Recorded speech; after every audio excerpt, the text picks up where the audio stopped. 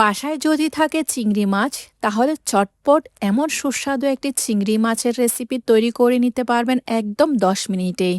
আসসালামু আলাইকুম everyone, welcome to Mehnus mom's kitchen. গরম ভাতের সাথে এই চিংড়ি হলে খাওয়া থামানোই মুশকিল। অল্প মশলাতে কম উপকরণ দিয়ে একদম ফ্লেভারের টিক রেখে চটপট তৈরি করে দেখিয়ে দিব এই চিংড়ি মাছের রেসিপিটি। এমন মজাদার চিংড়ি মাছের এই তরকারি বা রেসিপিটি তৈরি করার জন্য এখানে আমি নিয়ে নিলাম 500 গ্রামের মতো চিংড়ি মাছ। ধুয়ে পরিষ্কার করে নেওয়ার পর 500 গ্রাম হয়েছে। পিঠের উপর যে রগটা ছিল ওইটা নিয়ে নিয়েছি, ভালো করে মাথাও পরিষ্কার করে নিলাম। চিংড়ি মাছগুলোকে ভালো করে ধুয়ে পরিষ্কার করে এক পাশে রেখে দিব। এবার একটি ব্লেন্ডার জারে 3 টেবিল স্পুন টক দই দিয়ে দিয়েছি। 8টি মতো আমি কাজু বাদাম নিয়ে নিলাম। কাজু বাদামের পরিবর্তে আপনারা কাঠবাদাম, পেস্তা বাদাম বা চীনা বাদামটাও নিতে পারেন। 2 টেবিল স্পুনের মতো কোকোনাট বা নারকেল কুড়া দিয়ে দিয়েছি। সামান্য পরিমাণ পানি দিয়ে এগুলাকে একদম স্মুথ ব্লেন্ড করে নিব, যেন বাদামের কোনো প্রকার দানা না থাকে। এভাবে করে একদম স্মুথ ব্লেন্ড করে নিয়েছি, দেখতেই পাচ্ছেন। এটাকে আমি এক পাশে রেখে দিয়েছি। চুলায় একটি পাতিল বসিয়ে হাফ কাপের মতো তেল দিয়ে দিলাম। চিংড়ি মাছ রান্নাতে তেলের পরিমাণটা একটু বেশিই লাগবে। তারপরে এখানে আমি দিয়ে দিলাম 1 কাপের মতো পেঁয়াজকে একদম স্লাইস করে দিয়ে দিয়েছি। পেঁয়াজটা তেলের মধ্যে হালকা একটু ভেজে নিতে হবে। চুলার আঁচ মিডিয়াম টু হাইতে রেখে পেঁয়াজগুলোকে হালকা একটু বাদামি করে ভেজে নিয়েছি। যে কোনো মাছ রান্নার মধ্যে পেঁয়াজটাকে হালকা একটু বাদামি করে ভাজার পর যদি আপনারা মাছটা রান্না করেন তাহলে মাছটা হবে একদম সুস্বাদু।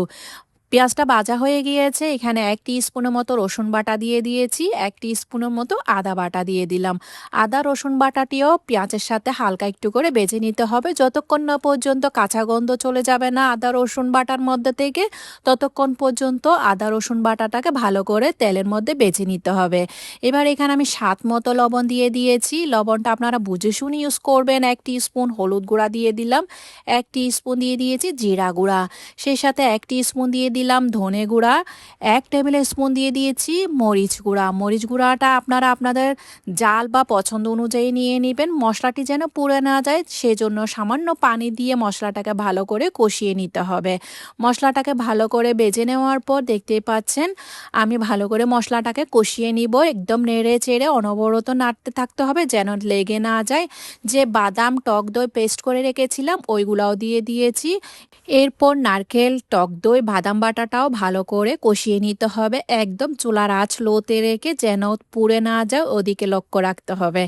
এবার এর মধ্যে ব্লেন্ডার জারটা ধুয়ে আমি সামান্য পরিমাণ পানি দিয়ে দিয়েছি। পানিটাও দিয়ে ভালো করে কষিয়ে নিতে হবে। কষাতে কষাতে আপনাদের কাছে আমার একটাই রিকোয়েস্ট, আমার রেসিপি যদি আপনাদের কাছে ভালো লেগে থাকে তাহলে ফ্রেন্ডস অ্যান্ড ফ্যামিলির সাথে অবশ্যই শেয়ার করবেন। লাইক, কমেন্ট, সাবস্ক্রাইব করতে একদমই ভুলবেন না, আর পেজটাকে ফলো করে দিয়ে যাবেন। এবার এর মধ্যে একটি বড় সাইজের টমেটোকে আমি একদম স্লাইস করে দিয়ে দিয়েছি। বেশি বড় টুকরা করিনি, একদম মিডিয়াম সাইজের করে টুকরা করে দিয়ে দিলাম। এরপর টমেটোটাকেও ভালো করে মশলার সাথে কষিয়ে নিতে হবে। দেখতে পাচ্ছেন তেল উপরে বেশি এসেছে, মশলা কষানো একদম কমপ্লিট হয়ে গিয়েছে। এই চিংড়ি মাছ রান্নাতে মশলাটাকে ভালো করে কষিয়ে নেবেন, তারপর চিংড়ি মাছটা দিয়ে দিবেন। ধুয়ে রাখা চিংড়ি মাছগুলো আমি আস্তে করে বসিয়ে দিলাম। তারপর চিংড়ি মাছটাকে ভালো করে মশলার সাথে কষিয়ে নিতে হবে। আমরা তো সবাই জানি চিংড়ি মাছ হতে বেশি সময় লাগে না, আর আপনারা যদি বেশিক্ষণ সময় ধরে চিংড়ি মাছ রান্না করেন তাহলে চিংড়ি মাছটা রবারে হয়ে যাবে। তাই একদম ভালো করে নেড়ে চেড়ে চিংড়ি মাছটা আমি একদম 5 মিনিটের মতো রান্না করে নিব। চিংড়ি মাছটা এ পর্যায়ে মশলার সাথে ভালো করে কষানো হয়ে গিয়েছে। এবার আমি এখানে পরিমাণ মতো পানি দিয়ে দিব। যতটুকু আপনারা ঝোলের পরিমাণ রাখতে চান ততটুকু পরিমাণ পানি দিয়ে দিবেন। আমি এখানে 1 কাপ মতো পানি দিয়ে দিয়েছি, তবে আপনারা ঝোলের পরিমাণটা কতটুকু রাখতে চান ওই পরিমাণের পানি দিয়ে দিবেন। আবার বেশি পরিমাণের পানি দিতে যাবেন না, হালকা একটু পানি দিয়ে দেওয়ার পর এবার এটাকে ঢাকনা দিয়ে নেড়ে চেড়ে বসিয়ে রাখবো প্রায় 2 থেকে 3 মিনিটের মতো। আমার চিংড়ি মাছ রান্নাটা হয়ে গিয়েছে। 3 থেকে 4টি মতো কাঁচামরিচ উপর দিয়ে বসিয়ে দিলাম। ফ্রেশ ধনেপাতা দিয়ে দিয়েছি। ফ্রেশ ধনেপাতাটা দেওয়ার চেষ্টা করবেন। যারা ধনেপাতা পছন্দ করে তারা তো জানবেন ধনেপাতার ফ্লেভারটা কেমন, আর দেখতে খেতে অনেক সুস্বাদু হয়। ধনেপাতা আর কাঁচামরিচটি দিয়ে দেওয়ার পর ঢাকনা দিয়ে 1 মিনিটের মতো রান্না করে নিয়েছি। মাশাআল্লাহ, দেখতেই পাচ্ছেন কত সুন্দর আর লোভনীয় হয়েছে। অবশ্যই ট্রাই করবেন। আমার বাচ্চার তো অনেক পছন্দ চিংড়ি মাছ, এভাবে রান্না করে দিলে আর কিছুই লাগবে না। আজকে তাহলে এ পর্যন্ত, দেখা হচ্ছে নতুন আরেকটি রেসিপি নিয়ে। সে পর্যন্ত ভালো থাকবেন, সুস্থ থাকবেন, আমার জন্য দোয়া করবেন।